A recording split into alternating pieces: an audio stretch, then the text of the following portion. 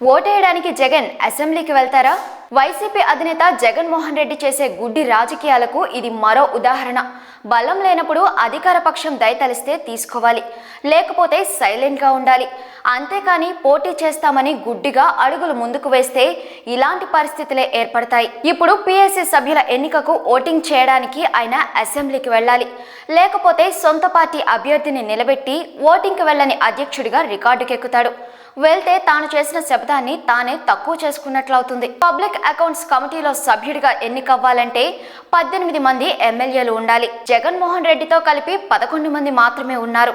ముందు సభ్యుడిగా ఎన్నికైతేనే చైర్మన్ పదవి గురించి ఆలోచించాలి. మండలి నుంచి ఆ పార్టీ తరపున పబ్లిక్ అకౌంట్స్ కమిటీలో 2 ఎన్నికవుతారు.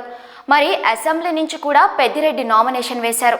ఇప్పుడు ఓటింగ్ ను స్పీకర్ ఖరారు చేశారు. శుక్రవారమే ఓటింగ్ జరగనుంది. కూటమి సభ్యుల్లో ఓ 10 మంది అసెంబ్లీకి రాకపోతే తాము వెళ్లి ఓట్లు వేయాలని వైసీపీ సభ్యులు అనుకుంటున్నారు. అందుకే నామినేషన్ వేయించారని అంటున్నారు. అంతమంది అసెంబ్లీకి రాకపోతారా అనే విషయం పక్కన పెడితే అసలు ఇదేం దింపుడు కళ్ళెం ఆశలని ఎవరైనా ఆశ్చర్యపోవాల్సిందే.